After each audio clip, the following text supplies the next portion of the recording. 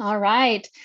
Thank you again, everyone. I am Robin Morning with Scaling Up, and I am live today with Fiona Cochran. Really excited to be able to talk about how our BIPOC clients and community members and family members, and maybe us ourselves for BIPOC folks, have been fetishized, and then how mental health clinicians can help with that. How can they walk with their clients through a journey where they have experienced that, whether you're working individually or relationally with folks. So I'm really excited to get started.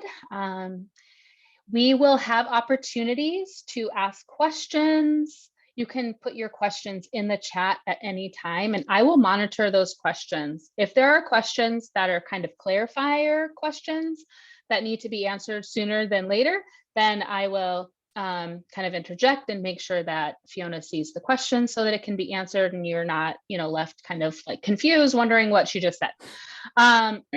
So you can utilize the chat, and then we will also have opportunities for kind of more dedicated Q&A time, and Fiona will kind of let you know when that is.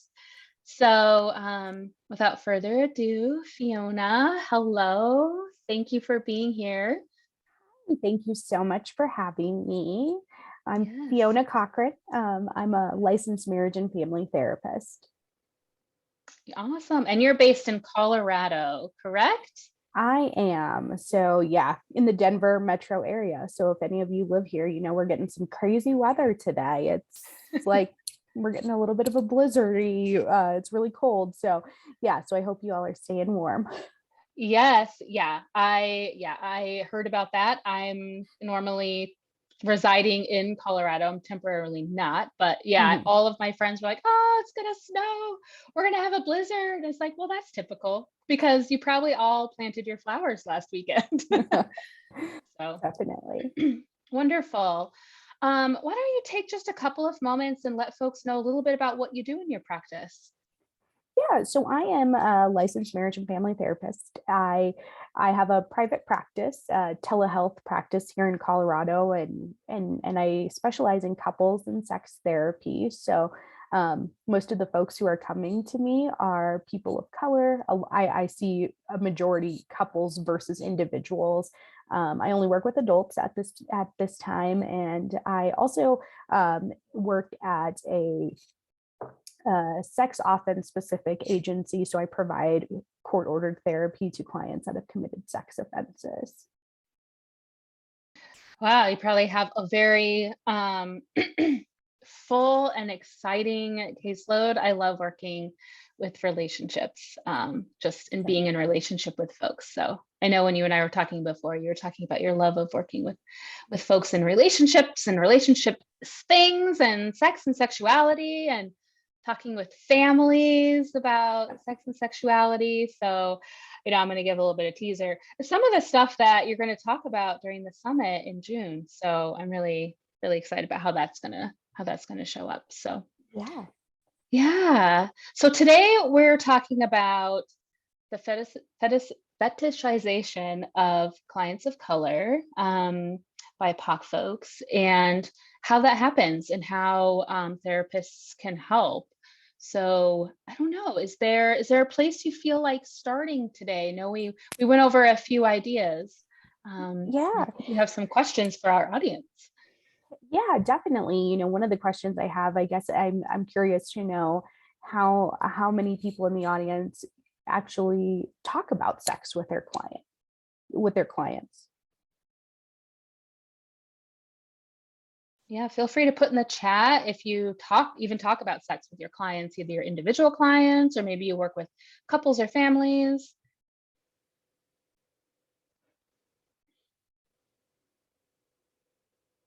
And it's also okay if you don't say, I don't ever talk about sex with my clients. Yeah, there's no right or wrong answer. I think, that is one of the, like, when I think of what my why is and why I like to talk about sexuality, especially when it comes to the therapist, right? It's because in grad school, they do a really awful job of providing any kind of healthy sexuality or any kind of courses around just sex therapy in general, or sexuality. I only remember taking maybe one class, couples and sex therapy, I think was the title. And so for a majority of us, like, I don't think we think about how that really comes to life, or what that looks like for our clients, because we're just not taught to ask that.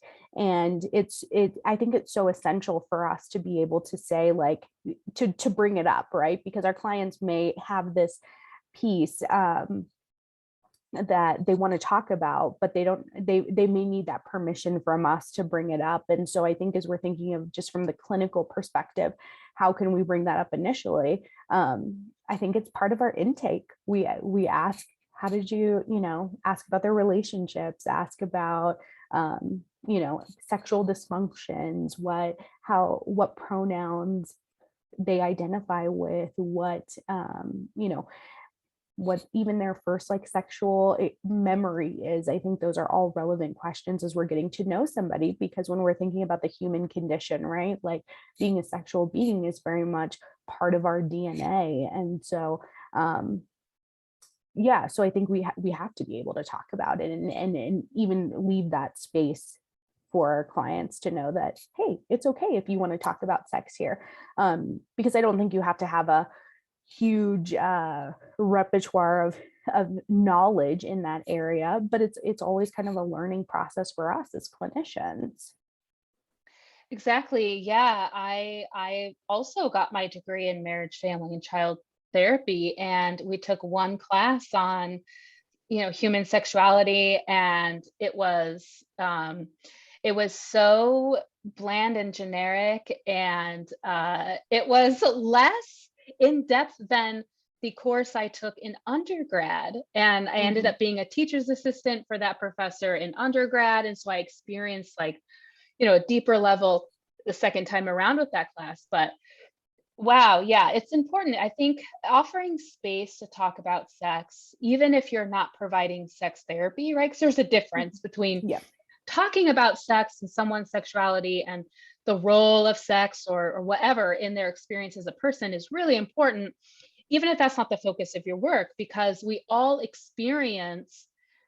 encounter at least, a family, a cultural, something, a community, and then societal ideals about what sex and sexuality is, how we should, quote, should show up or perform or kind of be as sexual people. And often those messages and norms are very normative to specific boxes. So heterosexuality, being a sexual person, there's no space for a spectrum of how sexuality shows up over time across different people's experiences and identities. And so we don't often have a lot of safer spaces to talk about it. So I agree that it's really important for therapists to say one or two things that lets folks know, we can talk about that here. It's part of your experience as a person in this world, in one way or another. Yes, definitely. And I kind of live by this mantra, human first, that we are all humans at the end of the day, right? Trying to make it in a world. And especially for folks who are people of color, they're working against a system that's really oppressive already.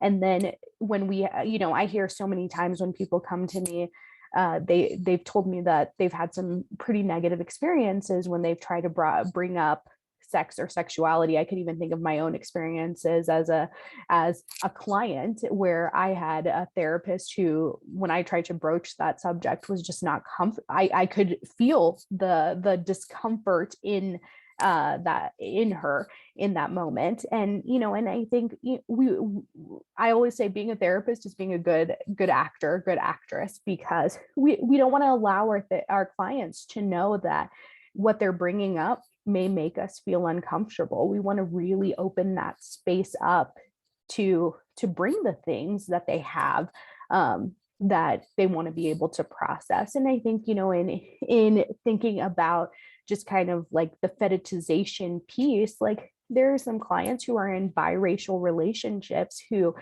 they may not like that their partner may say things to them. Or I think one of the probably biggest examples I use is white males who seek out Asian females, and what we would call that in when we're thinking of racial fetishization, yellow fever. And that may not have been the relevant when they initially met, but as they become sexual in their relationship, get to know each other, those themes may come out. And so we want to offer that safe space for our clients to be able to say, like, ooh, this came up and I didn't like how this felt. Like my partner said this to me. And that if we're using this example, my partner said that, they really liked that I was submissive, and that that's one of the main reasons they're attracted to me. So we want to offer that space, and while we're doing that, we also want to monitor how that's impacting us and what that looks like. But know that, like, for our clients, we may be the only one that they ever share that information with. Yeah, exactly. We have a couple of people in the chat that have said they talk about sex with their clients, and Tom said there's 3 topics that we need to talk about more: money, sex, death, and fourth, racism. Absolutely. Yeah. And it's not surprising, right, Tom, that we don't talk about them in therapy, because we also don't talk about them in other situations, right? There's these like off limits conversations that we're socialized to not talk about, maybe politics being another one. Right? Like you go to the barbecue, you're like, don't talk about this stuff. You're hanging out with your colleagues on your lunch break. Don't talk about this stuff, right? There's so many things that we are conditioned to not talk about. And so then when we are in a situation where we need to talk about them, we're all probably fumbling around, feeling super awkward, worried about being shamed or judged. And it's so hard, especially when it comes to sex and sexuality, especially for folks of color. So we've already said this word. Fiona, can you give us a little definition of what fetish, I don't know why I can't say this today, what it means to fetishize somebody? Yeah, that would mean that you have a fixation on either it's a object, a body part, or a part of their specific identity. And that specific identity piece of the definition is really important when we're talking about racial fetishization. But when we're just talking about overall fetishization, it's really this fixation on an object, a body part, an identity that somebody has to have in order to feel sexually gratified. Yeah. So we have a question. How is that different from preference or like an attraction? Sure. Yeah. So I think, yes, in fetishes, there is this attraction piece there. You like something, right? I always think of Emily Nagoski. I don't know how many of you are familiar with her work, but she says, don't yuck my yum, right? So everybody's got their thing, the things that they're attracted to. But when we're talking about racial fetishization, it can be really harmful in that if a partner is only seeking out a partner because of their race or their identity, that can be problematic, especially as maybe assimilation occurs, or that person may not fit into the box that they want them to fit into. And so I think, fetishes are fine to have, and I would say most, if not all, people have something that they're into, but it really becomes problematic when it steps over to those pieces of your identity and your race, and that is the mere fixation that your partner, whoever it is looking for when they're with you. Yeah, I think I've learned it also. I've had other folks explain it to me, or I've just learned based on different forms of media, podcasts, books, because it can be hard to distinguish between what's a preference, what do I really love, what energizes me, or what like really turns me on.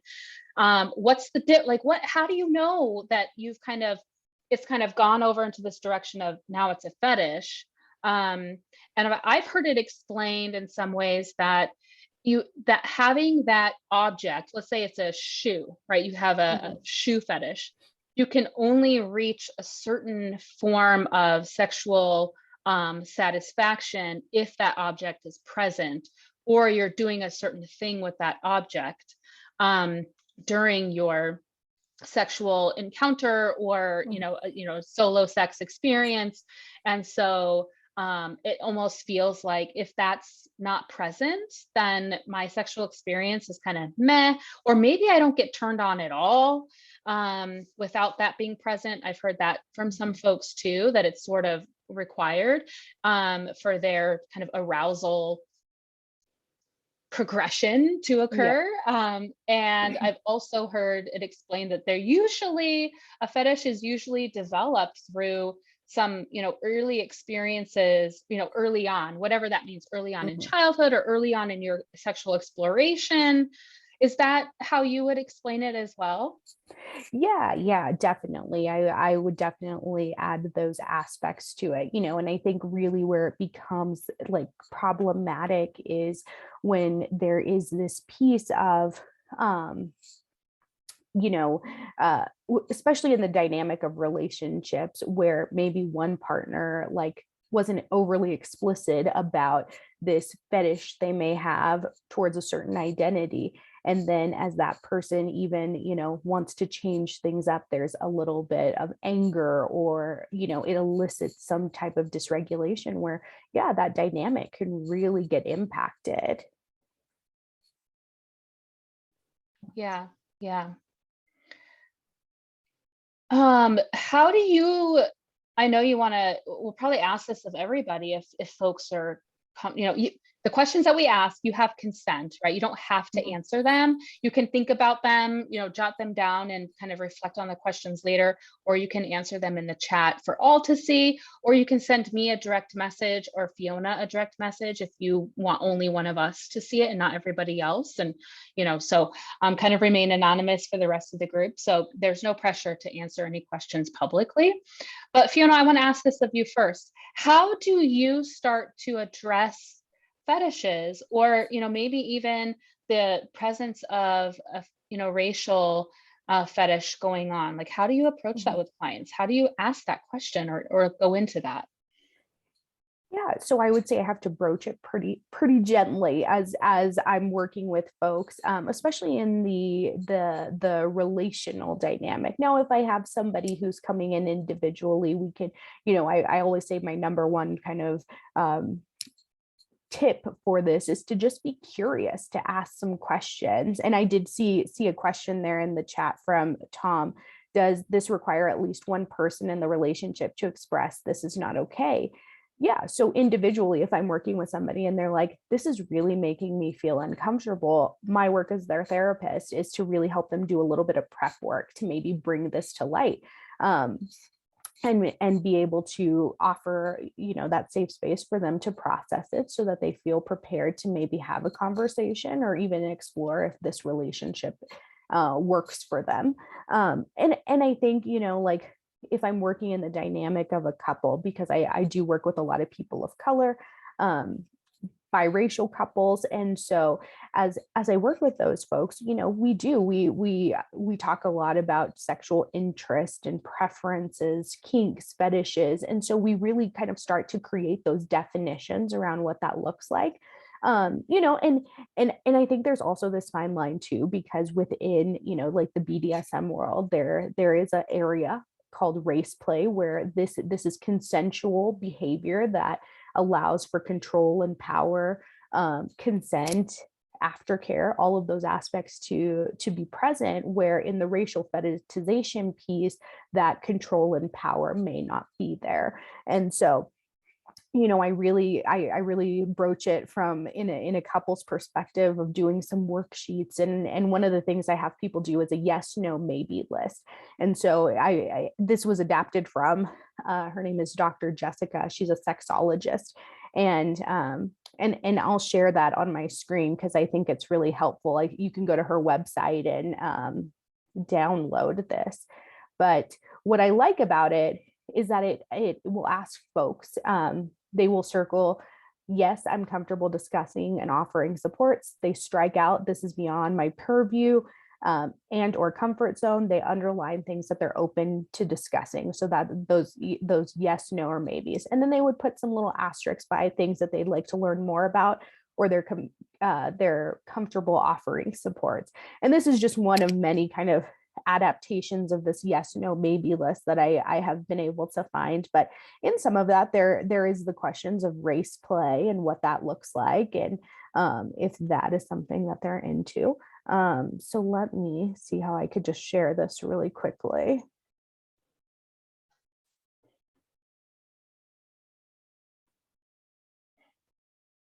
All right. Are you all able to see that?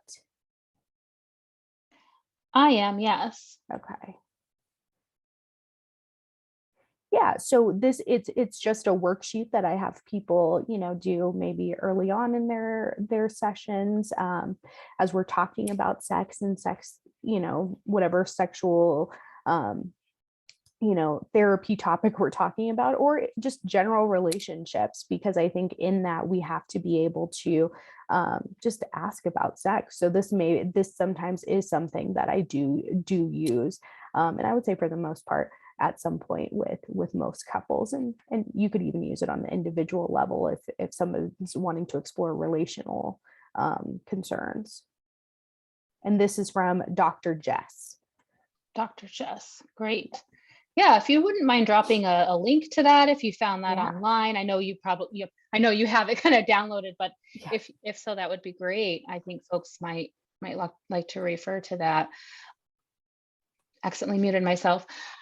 What are some examples of like societal ways that society has fetishized certain groups of people? Like what are some common fetishes, racial fetishization that occurs with, Asian folks, Black folks, Latinx folks? Like what have you learned is out there, kind of these larger scale societal fetishes, and how that impacts even our understanding of folks and the sexuality of BIPOC folks as clinicians? Because if we're living here in the US, right, and we've lived here long enough, like we've been conditioned in that. Therefore, we probably participate in it in ways that we don't realize it. Yeah, I think some of the ways that we may participate is that we don't necessarily know why we're attracted to what we're attracted to, or that we're seeking out certain folks because we like certain things about them, which may kind of end up in that category of identity. And so I think we have to do our own self-reflection on why we're attracted to what we're attracted to. Sometimes it just happens that we like what we like, but I think we can always be questioning that and looking, creating those kind of definitions around, like, what does my erotic orientation look like, or what am I attracted to? So I think, we have to just be aware of that.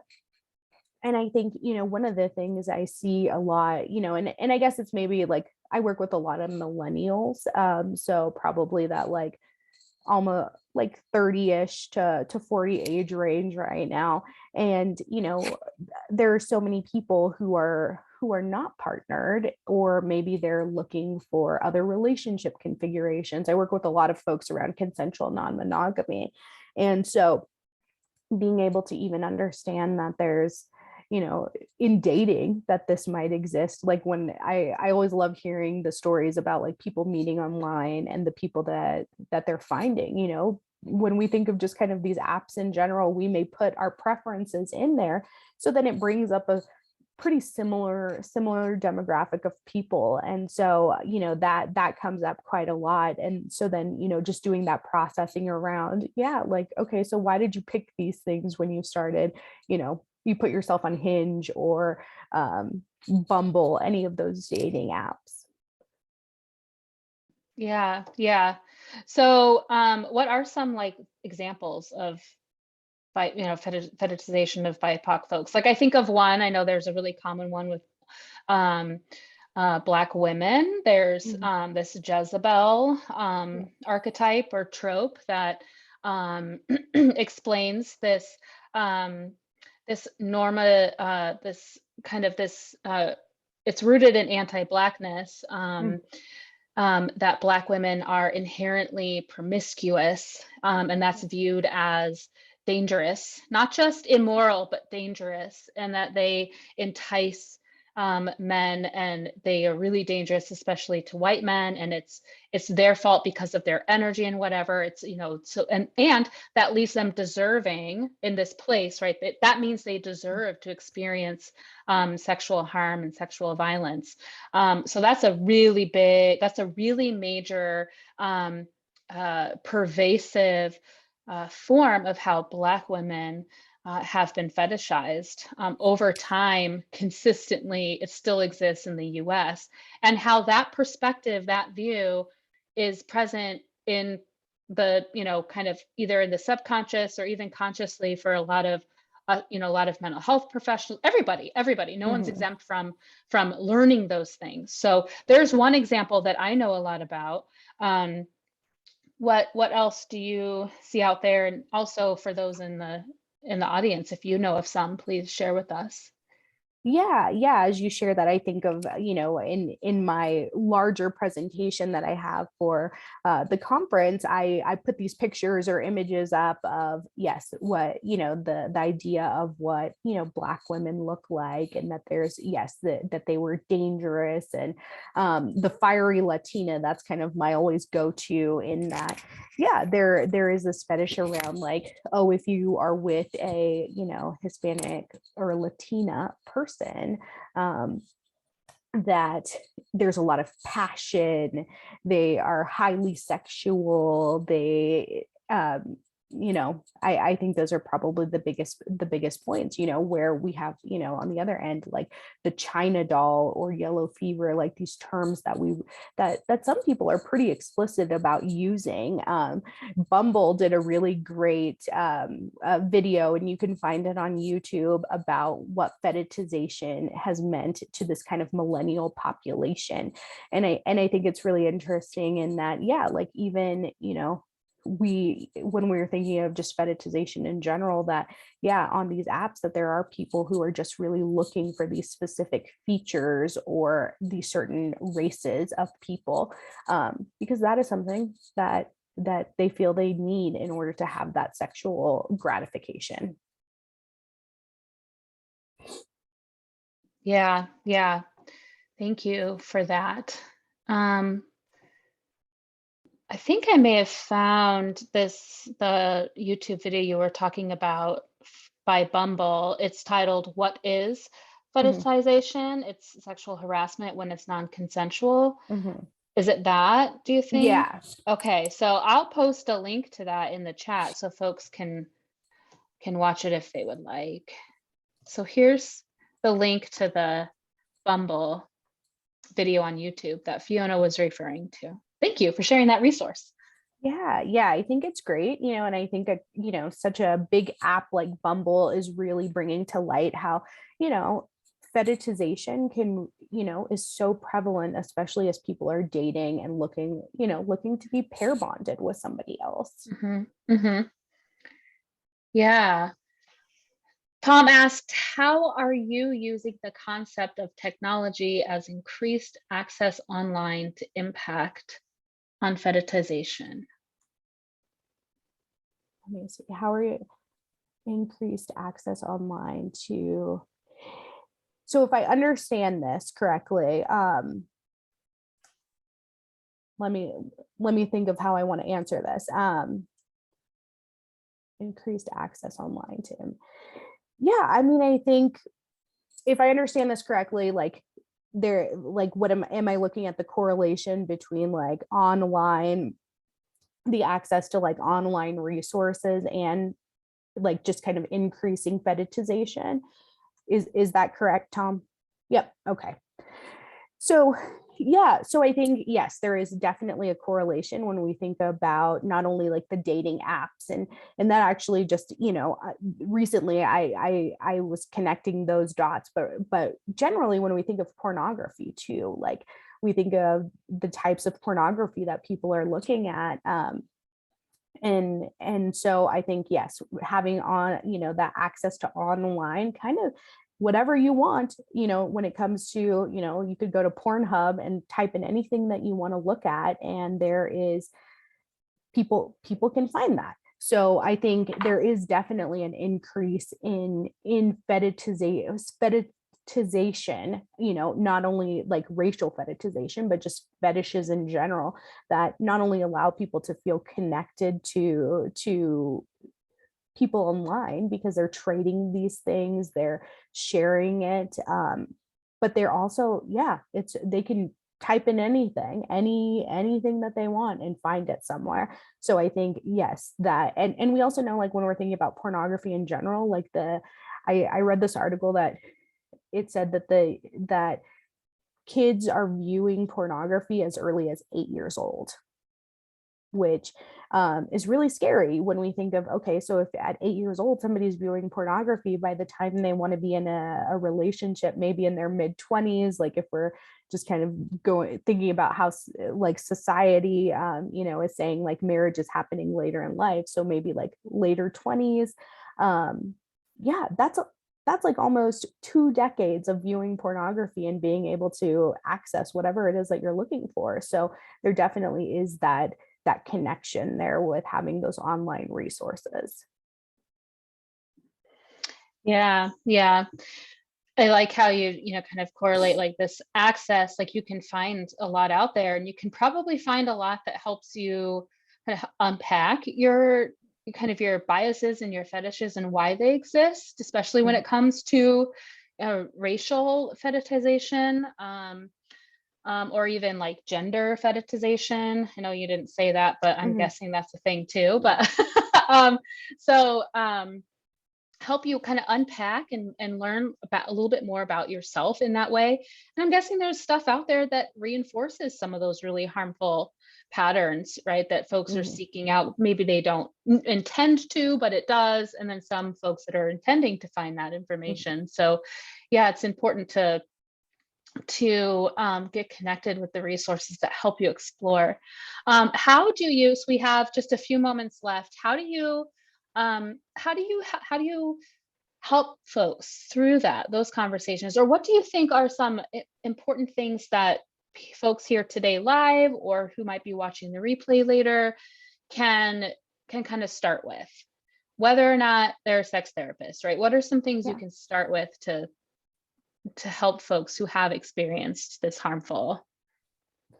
Yeah, I mean, I think the first thing is always just opening, like even asking a question around sexuality, leaving that, like I had mentioned earlier, just having that safe space. I think the other piece is being curious, right? Like I think we can be really transparent with our clients to say, I don't know everything. I don't, I know you brought this up in our session, and I don't know maybe all the ins and outs of how that works. But I'm willing to learn a little on my end, but also be curious and know I want to know what your experience is. So the other piece is being aware of our client's experience, because we may not necessarily totally understand it, but I think we can offer support through empathy, through kindness, just listening. Because I think for the most part, when somebody is bringing up some sexual topics in therapy, they don't necessarily want us to help them, fix it maybe, but they're wanting to just kind of open that door. And that, at least I always say, like, even if we can plant some seeds, that can maybe allow those flowers to grow later. If we've provided that safe space for them to come with this, this situation, or this, this interest that maybe they have, then that may allow them to do some of that work later so they can actually really process it. And then I think being aware of our own biases. When we, one of the things I hear so much in just working with clients who have either worked with multiple therapists or who have had some negative experiences around therapy is that they could really sense that their therapist was uncomfortable. So we want to really be aware of our own biases, but also our disgust response, because sometimes we may hear something like I've had clients who, will view, when we're thinking of just kind of the access to online, who enjoy, engage, like viewing race play pornography.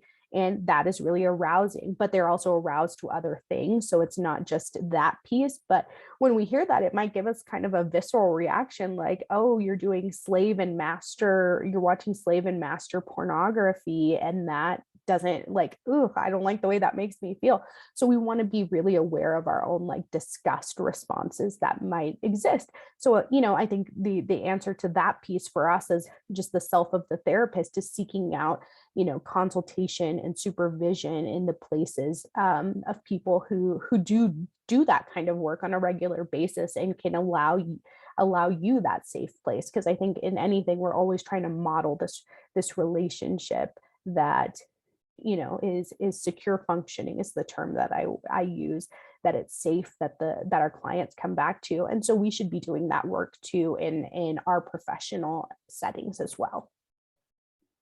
Yes, yes. Thank you. That's so important. What do we do if we realize that, a client might be talking about this and we might realize, oh my gosh, me too, right? Like I do have this, I have believed this about this group of people.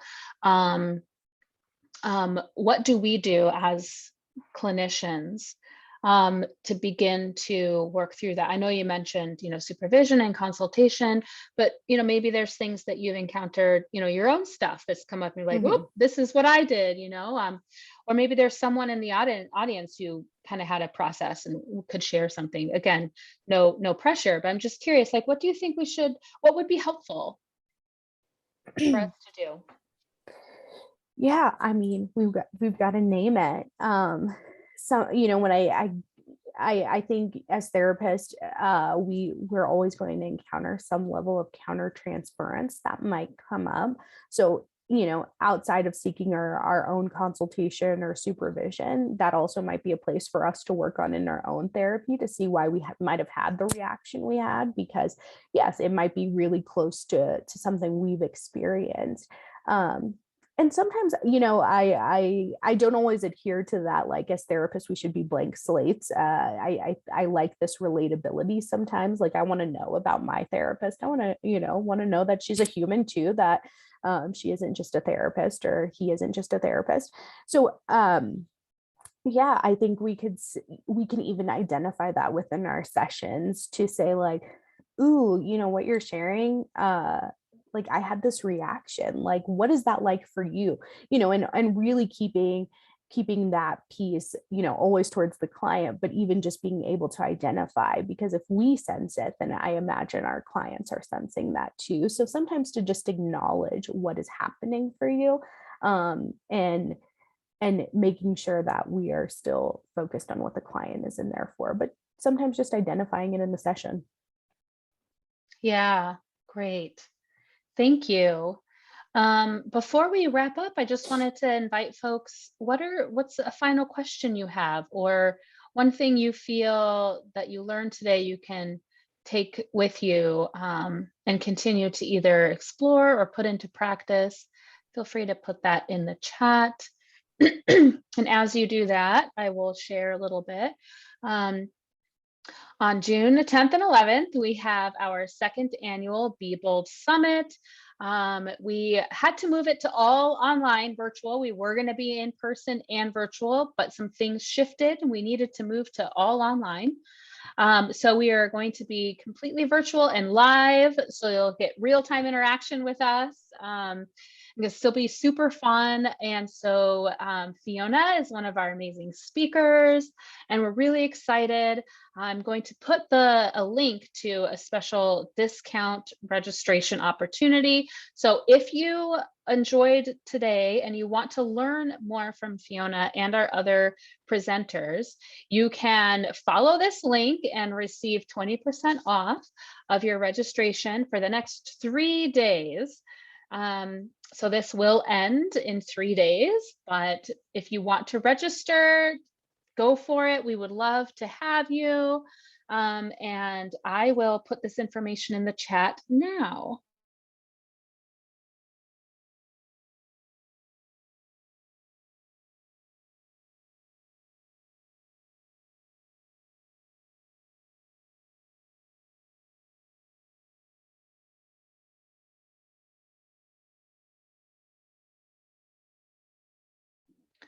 All right. I don't think we have final questions. Fiona, is there one last thing you want folks to know? How can they find you? What do you have going on that you want Yes. folks to know? So, if you want some more you have some more questions, or if there's something, in your own practice that you might just want some consultation around, I'm always happy to answer questions. You can find me on my website, FionaCochran.com, or Fiona@FionaCochran.com. And I'm happy to, provide any kind of resources. Yeah, and just share anything that I have with all of you. Great. Thank you so much. Thank you, Great. everybody else, for being here. Super energized and ready for the full presentation. It's going to be great. So thank you so much, Fiona. We'll see you soon. Great. Thanks. Okay, bye-bye. Bye.